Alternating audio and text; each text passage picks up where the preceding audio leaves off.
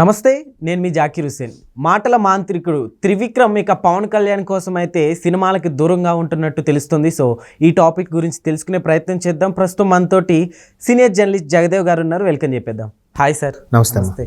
So అయితే మాటల మాంత్రికుడు అంటుంటారు త్రివిక్రమ్ గారిని. సో అయితే ఇప్పుడు పవన్ కళ్యాణ్ గారి కోసం ఆయన సినిమాల్ని పక్కన పెట్టేసినట్టు తెలుస్తుంది.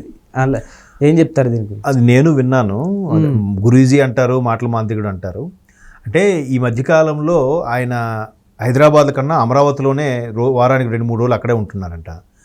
తర్వాత రీసెంట్గా కుంభమేళాకు కూడా పవన్ కళ్యాణ్ గారితో ఆయన ఫ్యామిలీతో పక్కన ఈయన కూడా ఉన్నారు, త్రివిక్రమ్ గారు కూడా ఉన్నారు, అది చూసాం. సో ఆయనతో ఎక్కువగా ఉంటున్నారు. పొలిటికల్ ఇష్యూస్, ఎంగేజ్మెంట్, ఆయన ఎంగేజ్ అన్నీ కూడా ఆయనే చూసుకుంటున్నాడని. అంతకుముందు ఆయన డిప్యూటీ సీఎం అయినప్పుడు కూడా ఇండస్ట్రీ తరఫున ఈయనే వెళ్ళి మాట్లాడి ఇండస్ట్రీ వాళ్ళతో ఒక మీటింగ్ అరేంజ్ చేసింది త్రివిక్రమ్ గారే అని. అలాగే పవన్ కళ్యాణ్ సైన్ చేసి ఇంకా పెండింగ్లో ఉన్న హరిహర వీరమల్లు కానీ లేదంటే ఓజీ కానీ ఇలాంటి సినిమాలు పెండింగ్లో ఉన్న నేపథ్యంలో దాన్ని పూర్తి చేయాలి ఆయన బాధ్యత ప్రొడ్యూసర్స్ కూడా త్రివిక్రమ్ గారికే చెప్పారట. సార్ మీరు ఎట్లయినా కళ్యాణ్ గారితో ఓకే చేయించాలి, ఫినిష్ చేయించాలి. సో అట్లాగా ఆయనతో కనబడేసరికి ఈయన కొద్దిగా సినిమాలకు దూరం అయ్యాడు. ఇప్పుడు ఇంకా 5 ఏళ్ళు ఈయన సినిమాలు ఆయనతో పాటు ఈయన చేయుడు అని రకరకాలుగా వార్తలు వస్తున్నాయి. అవన్నీ ట్రాష్. ఎందుకంటే నెక్స్ట్ బన్నీ గారితో మూవీ ఉంది త్రివిక్రమ్ గారిది. సో తర్వాత రామ్ చరణ్తో కూడా ఒక సినిమా అనుకుంటున్నారంట. అవన్నీ అనుకున్నట్టు జరిగి ఎన్టీఆర్ గారితో కూడా ఒక సినిమా ఉందంట. ఇవన్నీ అనుకున్నట్టు జరిగితే ఇప్పుడు ఆల్రెడీ స్క్రిప్ట్ వర్కులు ఇవన్నీ కూడా ఉంటాయి కాబట్టి ఆయన బిజీగా ఉండి అవి కూడా చూస్తున్నాడు. అక్కడ పవన్ కళ్యాణ్ గారు ఆయనకి మిత్రుడు కాబట్టి ఆయన చెప్పిన మాట కాదనలేక చేయడము, లేకపోతే ఈయన ఇండస్ట్రీ తరపున కొంతమందికి రిప్రజెంటేటివ్గా వెళ్ళి బాబు మీరు కొద్దిగా షెడ్యూల్ చేసుకొని రెస్ట్ టైంలో అయినా నైట్ టైంలో షూటింగ్లు పెట్టుకుంటే బాగుంటుంది అనే ప్రపోజల్లో మాట్లాడవచ్చు. జనరల్గా ఇంకోటి కూడా నేను విన్నది ఏంటంటే పవన్ కళ్యాణ్ గారికి స్క్రిప్ట్, డైలాగ్స్ అన్నీ కూడా ఈయన రాసిస్తాడు, ఈయన రాసింది చదువుతాడని. పవన్ కళ్యాణ్ గారే అంత చిన్నపిల్లడేం కాదు, అంత అమాయకుడేం కాదు. మీరు నమ్మరు. ఒక పెద్ద ఆయన అయితే, అంటే మీడియాలో ఒక దిగ్గజమే ఆయన అయితే, నాకు తెలిసిన టీం కుర్రాడు ఉన్నాడబ్బా, త్రివిక్రమే మొత్తం డైలాగ్స్ అన్ని రాస్తే పవన్ కళ్యాణ్ డైలాగ్స్ రాసి ప్రకారం బట్టి పెడితే జగన్మోహన్ రెడ్డి గారిలో పేపర్ చూసి చెప్పాలి. అలాగే చెప్పట్లేదుగా. పైగా చెప్పిన డైలాగ్ని ఎమోషనల్గా క్యారీ చేయడం కూడా కష్టమే, అంతే కదా. అందులో ఉన్న డెప్త్గా రాయొచ్చు, కానీ ఎమోషనల్గా క్యారీ చేయడం, అప్పటికప్పుడు తడుముకోకుండా మాట్లాడడం కూడా గొప్ప విషయమేగా. అది ఏమంటే త్రివిక్రమ్ గారు రాసేస్తే నిజంగా త్రివిక్రమ్ గారు మాటల ప్రకారం ఆయన గెలిచేసి రాసేస్తే 2019లోనే గెలవాలిగా. అవును, అప్పుడే గెలిచేవాడు కదా. అవన్నీ కొంతమంది అంటే త్రివిక్రమ్ అభిమానులు అలా చెప్పుండొచ్చు, కానీ పవన్ కళ్యాణ్ అయినా చిన్న వ్యక్తి ఏం కాదు. కాకపోతే ఆయనకున్న సోకాళ్ళు మంచి మిత్రుల్లో త్రివిక్రమ్ గారు ఒకరు, ఆయన ఎవరు ఆర్ట్ డైరెక్టర్ ఉంటారు ఆయన ఒకరు. వీళ్ళందరూ కూడా మంచి సర్కిల్లో, ఫస్ట్ సర్కిల్లో ఉండే ఫ్రెండ్స్ కాబట్టి కొద్ది ఆనంద్ సాయి మన ఆర్ట్ డైరెక్టర్, వీళ్ళందరూ ఆయన క్లోజ్గా ఉంటారు కాబట్టి ఆ టాక్ అనేస్తారు. ఎందుకంటే ఈయన ఒకవేళ త్రివిక్రమ్ గారు వస్తానన్నా కానీ సినిమాలు వదిలిపెట్టేసి పవన్ కళ్యాణ్ గారు ఒప్పుకున్నారు. ఎందుకంటే ఆయనకి ఎంత అమితమైన ఇష్టమో సినిమాలు చేసుకోండి ఎందుకు అని అంటాడు. పైగా ఇంట్లో వాళ్ళని పిలవడానికి ఆయన ఇబ్బంది పడ్డాడు. నాగబాబు గారు ఎంత హెల్ప్ చేసినా, అన్నయ్య ఎంత హెల్ప్ చేసినా, పార్టీ కోసం ఎంత శ్రమించినా అన్నయ్యకి నేను ఇంకేమి చేయలేకపోయినా అని మొన్న కూడా ఆయన స్టేట్మెంట్ ఇచ్చాడు. అలాగే ఆయన కోసం ఎవరైనా కష్టపడినట్టు తెలిస్తే అరే వాళ్ళకి ఏదో నేను ఏం చేయలేకపోతున్నాను ముందు ఈయన గిల్టీగా ఫీల్ అవుతాడంట. కాబట్టి త్రివిక్రమ్ గారు ఈ మధ్యకాలంలో కొన్ని సమస్యల వల్ల, లేదంటే వాళ్ళిద్దరు పర్సనల్ వర్క్స్ వల్ల, లేదంటే వేరే ఇతర కారణాల వల్ల అక్కడ అమరావతిలో కనపడము, తర్వాత కుంభమేళాలో కనపడడం వల్ల త్రివిక్రమ్ గారు ఇంకా సినిమాలు చేయరు, ఇంకా పవన్ కళ్యాణ్తో బిజీగా ఉంటున్నారు. అంటే అదిగో పూలంటే ఇదిగో తోక అనే రకాల ఎవడో ఒకడు రాస్తాడు, ఒకరిద్దరు వెంటనే మిగతా 2-3 కూడా ఛానల్ని అది కంటిన్యూ చేసేసి త్రివిక్రమ్ గారు ఇంకా సినిమాలు చేయరంటే ఆయన రెడీగా ఉన్నాయి.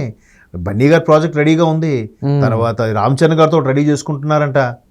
ఇన్ని ఉంటుండగా ఆయన ఎప్పుడు చేస్తారు? అది కాకుండా ఆయన కొన్ని ప్రొడ్యూస్ చేసి వాళ్ళకి సజెస్ట్ చేసి వాటికి డైలాగ్ సపోర్ట్ కూడా చేస్తున్నారు కొన్ని సినిమాలకి కదా.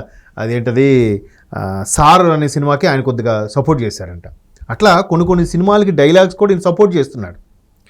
అలాగే ఆ మధ్యకాలంలో వచ్చిన పవన్ కళ్యాణ్ గారి సినిమాకి కూడా భీమ్లా నాయక్ దేనికి కూడా అప్పుడు ఆయన హెల్ప్ చేశారు. అట్లా కొన్ని వాటికి సపోర్ట్గా ఉండడం, బిజీగా ఉండడం వల్ల ఆయన సినిమాలు చేయలేకపోతున్నారు అని అంటున్నారు.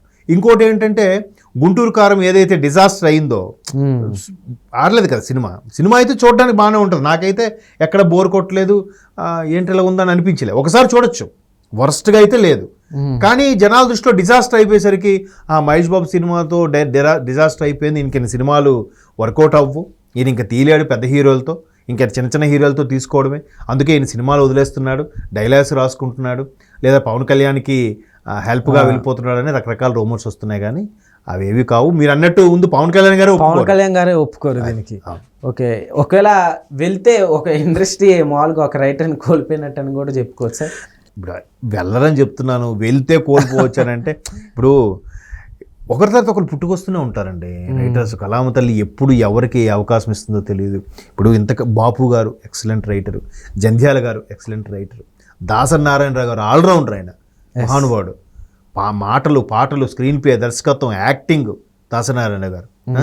తర్వాత ఎవరు తనిఖీల భరణి గారి, ఎల్బి శ్రీరామ్ గారు, కానీ ఒకప్పుడు గణేష్ పాత్ర లాంటి వాళ్ళు, వీళ్ళందరూ ఎక్స్ట్రాడినరీ డైలాగ్ రైటర్స్ అండి. ఒకళ్ళ తర్వాత ఒకరు.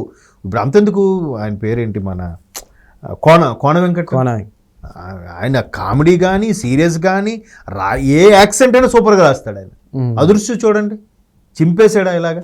ఎన్టీఆర్తో అసలు ఇది కూడా చేయగలరా అనిపించేలా డైలాగ్స్ రాయించాడు. ఆయన కూడా అంత అక్కడ పర్ఫామ్ చేశాడు. కాబట్టి డైలాగ్ రైటర్స్ ఒకరితో వస్తూనే ఉంటారు ఇండస్ట్రీకి. కాకపోతే కొంతమంది మార్క్ క్రియేట్ చేస్తారు. మార్క్ క్రియేట్ చేసిన వాళ్ళు త్రివిక్రమ్ గారు ఒకరు. ఓకే, కానీ అంత మాత్రాన్ని కోల్పోతే ఇంక ఇండస్ట్రీయే ఉండదా అని అనుకోవడం కూడా భ్రమ. ఎందుకంటే వస్తూనే ఉంటారు. కళామతల్ని అందరినీ, కొంతమందిని ఆదరిస్తుంది, కొంతమందిని తిప్పికొడుతుంది, కొంతమంది ఎక్కువ స్పాన్ ఉంచుకుంటుంది, కొంతమంది 1 or 2 yearsలో ఫేడ్ అవుట్ అయిపోతుంటారు. అది డిపెండ్స్ అపాన్ వాళ్ళ రెగ్యులర్ యాక్టివిటీస్ కానీ, వాళ్ళ యాటిట్యూడ్ మీద కానీ, వాళ్ళ సిన్సియారిటీ మీద కూడా ఆధారపడి ఉంటుంది అవన్నీ టాలెంట్. కాబట్టి ఆయన అయితే మీరు అలానే భ్రమలు పెట్టుకోవద్దు. ఆల్రెడీ నాగవంశీ గారి బ్యానర్లో రెగ్యులర్గా ఆయన చేస్తుంటాడు. ఆల్రెడీ సంతకాలు పెట్టి యాక్సెప్ట్ చేసి అడ్వాన్స్ తీసుకున్నవి కూడా ఉన్నాయి. ఒకవేళ మీరు అన్నట్టు వెళ్ళినా ఈ ముందు ఫినిష్ చేసే వెళ్ళాలి. డైరెక్ట్గా వెళ్ళిపోతే పవన్ కళ్యాణ్ గారు లాంటి వాళ్ళకైతే ఇక్కడ రాజకీయాలు అవ్వడం వల్ల, డిప్యూటీ సీఎంగా ఉండడం వల్ల చేయలేకపోతున్నారు. ఒక ఆప్షన్ ఉంది, కానీ ఈయనకేం ఆప్షన్ లేకుండా నేను చేయను, నేను వెళ్ళిపోతానంటే ఎట్లా అవుతుంది? కాదు కదా. కాబట్టి అదంతా జరిగే పని కాదు. ఇది కేవలం పవన్ కళ్యాణ్ గారితో రెగ్యులర్గా వారానికి 2-3 రోజులు అమరావతిలో క్యాపిటల్లో కనబడడం, ఇక నేను కుంభమేళా కనపడడం, లేదా అంతకుముందు ఏదో ప్రొడ్యూసర్స్ కౌన్సిల్ వీళ్ళు కలిశారు కదా, అల్లు అరవింద్ గారు, దిల్రాజ్ గారు, వీళ్ళు కలిసినప్పుడు కూడా అప్పుడు కూడా ఈయన కలపడానికి ఈయనే మెయిన్ సయోధ్యగా ఉన్నాడు అన్నట్టుగా మాట్లాడడం. సో ఇవన్నీ టాక్స్ రాబట్టి ఆయన ఇంకా ఇండస్ట్రీకి దూరం అయిపోతున్నాడేమో, ఉండడేమో, ఒక మంచి రైటర్ని కోల్పోతున్నాం ఇలాంటి డైలాగ్స్ వస్తున్నాయి. కానీ అవి ఏవి జరిగే పని కాదు. ఒకవేళ జరిగితే మళ్ళీ మనం మాట్లాడుకుంటాం. Okay sir, thank you. Thanks.